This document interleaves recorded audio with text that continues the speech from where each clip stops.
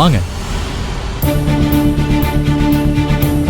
சொல்லுங்க சார், எங்ககிட்ட என்ன பேச போறீங்க? இங்க பாருங்க, மதுமிதா உங்க ஃப்ரெண்டு தான், அதை நான் ஒத்துக்கிறேன். அதுக்காக அவளை நீங்க உங்க கூடவே வச்சுக்க முடியுமா? ஏன் சார் வச்சுக்க முடியாது? மது என்னோட ஃப்ரெண்டு, அவளை நாங்க வச்சு பார்த்துப்போம். அதெல்லாம் எங்களுக்கு ஒரு பிரச்சனையே இல்ல. இன்னொருத்தவங்க வீட்டுல தங்கறது உனக்கு பிரச்சனை இல்லைன்னு நீ அசால்ட்டா சொல்ற. ஆனா ஒரு வயசு பொண்ணு அப்படி தங்கறத என்னால எப்படி ஏத்துக்க முடியும்? உங்களால ஏத்துக்க முடியலன்னா நீங்க என்ன அடிச்சு சித்திரவதை பண்ணுவீங்க. அதெல்லாம் பொறுத்துக்கிட்டு நான் அந்த வீட்டுல இருக்கணுமா? தப்பு பண்றப்போ அம்மா அடிச்சு கண்ணிக்கு தானே செய்வாங்க.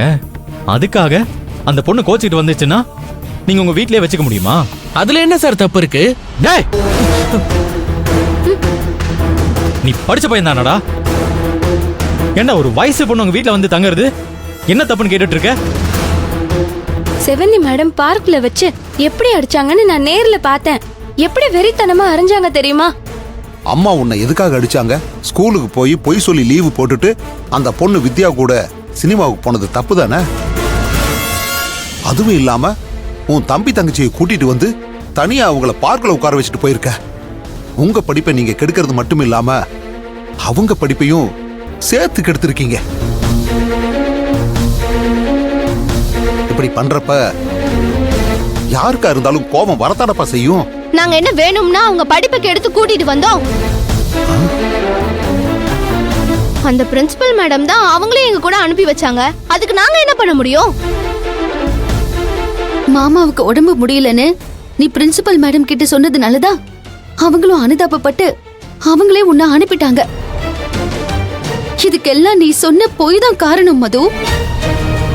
பிரின்சிபல் மேடம் கிட்ட நாங்க அப்படி போய் சொன்னது தப்பு தான். அது செவந்தி மேடம்க்கு தெரிய வரும்போது வாயால சொல்லி கண்டிச்சு விட்டுருக்கலாம்ல. அதுக்கு கை நீட்டி அடிச்சத எப்படி சார் ஒத்துக்க முடியும்? எனக்கு ஒண்ணு புரியல. ஸ்கூல்ல டீச்சர் கண்டிச்சு அடிக்க கூடாது, சகிச்சுக்க முடியாத அளவுக்கு தப்பு பண்றப்ப பெத்தவங்களும் கண்டிக்க கூடாது. கண்டிச்சா இந்த மாதிரி அவங்க மேல போலீஸ் ஸ்டேஷன்ல கம்ப்ளைண்ட் கொடுத்துருவீங்க. என்னம்மா, இந்த காலத்து பசங்க ரொம்ப வினோதமான மனநிலையில இருக்கீங்க. நாங்க நல்ல மனநிலையோட தான் இருக்கோம். இவங்களுக்கு தான் என்ன புரிஞ்சுக்கிறதுல பிரச்சனை. அதுக்கு தான் என்ன அடிச்சு டார்ச்சர் பண்றாங்க. என்ன? பிள்ளைங்க தப்பு பண்றப்போ அதை அடிச்சு கண்டிக்கலனா ஊர்ல இருக்கிற எல்லார்கிட்டயும் அடி வாங்குற நிலைமை வரும். உங்களுக்கு புத்தி புகட்டுறதுக்காக தான் நாங்க அடிச்சு கண்டிக்கிறோம். நீங்க சரியா இருந்தா நாங்க எதுவுமே சொல்ல போறது இல்லையே. மது சரியாதான் சார் இருக்கா. செவந்தி மேடம் தான் அவளை ஒழுங்கா புரிஞ்சுக்காம இருக்காங்க. சரிம்மா, ஓகே. உங்க அப்பா அம்மா எங்க இருக்காங்க? அப்ராட்ல இருக்காங்க சார். ஓ, ஓகே. அவங்க கான்டாக்ட் நம்பர் கொடுங்க, நான் உங்ககிட்ட பேசணும். நீங்க எதுக்கு சார் அவங்க கிட்ட பேசணும்? என்னப்பா, நீங்க இந்த பொண்ணை உங்க வீட்டுல கொண்டு போய் வச்சிருந்தீங்கன்னா நாளைக்கு ஏதாவது ஒரு பிரச்சனைனா அவங்க குடும்பத்துக்கு யார் பதில் சொல்றது? இங்க பாருங்க, எப்பவுமே பசங்க அவங்க அவங்க ஃபேமிலியோட இருக்கிறது தான் நல்லது. புரியுதா? உங்க இஷ்டத்துக்கெல்லாம் உங்க வீட்டுல கொண்டு போய் வச்சுக்க முடியாது. ஏன் சார் வச்சுக்க முடியாது? வித்யா, நீ அமைதியா இரு. சார் சொல்றது கரெக்ட் தான். சரி சார், மதுவை அவங்க வீட்டுக்கு அனுப்புறோம். அவளுக்கு என்ன பாதுகாப்பு? என்னப்பா கேக்குற? ஏன்பா, அவ அவங்க வீட்டு பொண்ணு, அவங்களுக்கு தெரியாத அவங்க பொண்ணோட பாதுகாப்பு?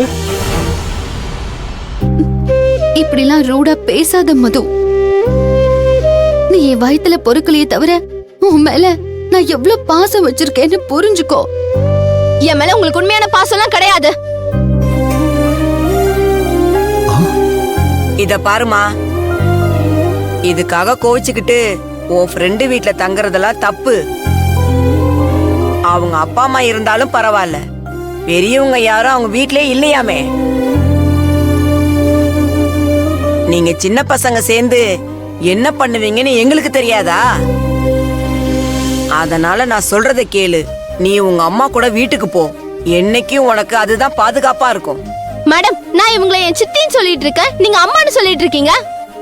ஏய் மது, திரும்ப திரும்ப நீ என்ன சித்தி சித்தின்னு சொல்லிட்டு இருக்காத. நான் உன் அம்மா தாண்டி, புரிஞ்சுக்கோ. சும்மா உங்களை நல்லவங்கன்னு காட்டிக்கிறதுக்காக நான் தான் உன் அம்மா நொம்மான்னு சொல்லிட்டு இருக்காதீங்க. நீங்க எனக்கு சித்தி தான்.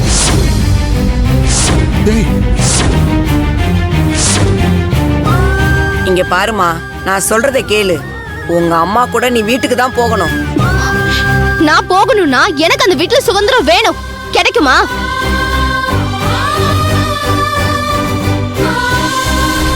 நீங்க சொல்ற மாதிரி மது அவங்க அம்மா அடிக்காம ஃப்ரீடம் கொடுத்தாங்கன்னா எங்களுக்கும் ஓகே தான் சார்.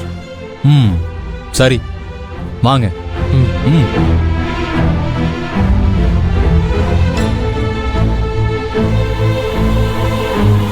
என்ன மேடம், மது பாப்பா என்ன சொல்றாங்க?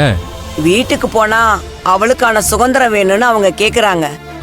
மது, இதுக்கப்புறம் உன்னை அந்த வீட்ல யாரும் எதுவும் சொல்ல மாட்டாங்க. உன் இஷ்டத்துக்கு நீ இருக்கலாம், போதுமா? சார், என்ன நீங்க இப்படி சொல்றீங்க? ம் கொஞ்சம் இருங்க, முதல்ல அவளை சமாதானப்படுத்துவோம். நீங்க சொல்ற மாதிரி என்ன எந்த கேள்வியும் கேட்காம சுதந்திரமா விட்டாங்கன்னா நான் போறேன். நீ எதுக்கும் கவலைப்படாத மது. எல்லா விஷயத்தையும் நாங்க பேசிட்டோம். இனிமே எந்த பிரச்சனையும் உனக்கு வராது. நாங்க வரோம் மது. வா வித்யா. பாய் மது.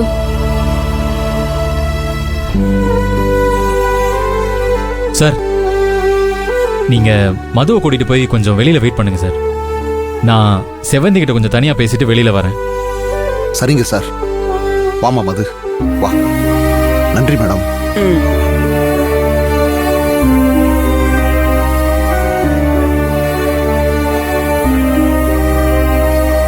என்ன நீங்க இப்படி பாருங்க செவந்தி, நான் சொல்றத கொஞ்சம் பொறுமையா கேளுங்க.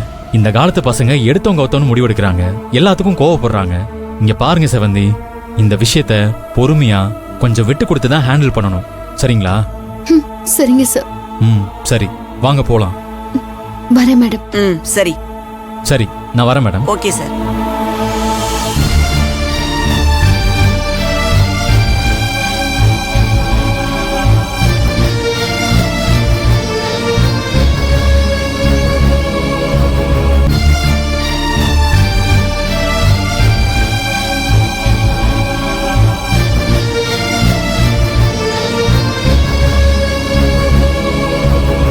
மது, நான் உங்ககிட்ட எல்லா விஷயத்தையும் ஸ்டேஷனுக்குள்ளேயே தெளிவா சொல்லிட்டேன்ல. நீ விரும்புற மாதிரி உனக்கான சுதந்திரத்தோட இருக்கிறதுக்கு உனக்கு முழு உரிமை இருக்கு. ஆனா அதே நேரத்துல சுதந்திரங்கிற பேர்ல எல்லை மீறி போகும்போது அது தப்புன்னு வீட்டுல இருக்கிற பெரியவங்க எல்லாரும் சுட்டி காட்டும் போது அதை நீ சரின்னு ஏத்துக்கிட்டு உன்னை நீ திருத்திக்கணும்.